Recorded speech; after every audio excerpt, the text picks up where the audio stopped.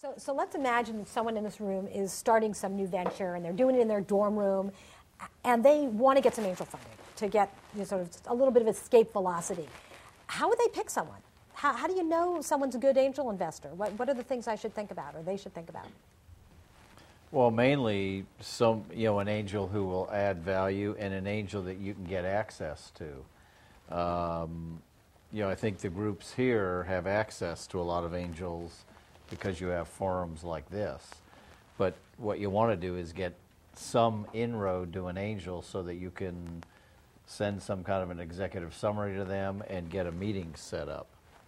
And then hopefully get the angels to fund you and then introduce you to the VCs as your next step in maturing the company.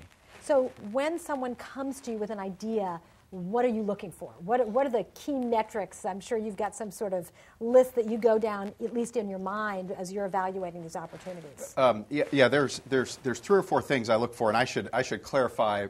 There's a slight difference between how Ron and I approach things. So, my belief is that there's a new kind of angel emerging that really sits in the gap between angels and VCs. And so, Ron described an investing strategy of investing, say $50,000 to $100,000 in a company. Typically, the venture capitalists will want to fund a company in the multiple millions of dollars, right? Usually north of 5. And so I look for entrepreneurs who want to raise more like $1 million. And so very often, I'll help by contributing something like $500,000. And then Ron and I and other angels will work together to fill out the rest of the round.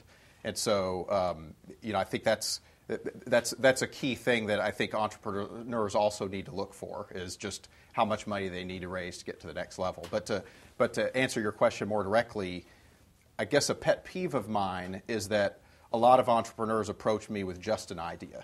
Mm-hmm. And ideas are pretty cheap. And so we're now in an era where the cost of experimentation is very low. And so if you come as an entrepreneur to an investor and you haven't run a single experiment, haven't done anything to test the market viability of the product, it reflects a lack of conviction on the entrepreneur's part. And if an entrepreneur doesn't have enough conviction to really test their idea in a low-cost, low-burn, leverage-efficient way, why should they propose that I should be excited?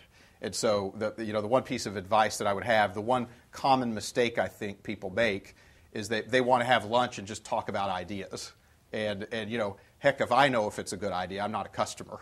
And my opinion's irrelevant if I'm not going to pay for the product. Only customers matter in terms of evaluating whether it's a good idea.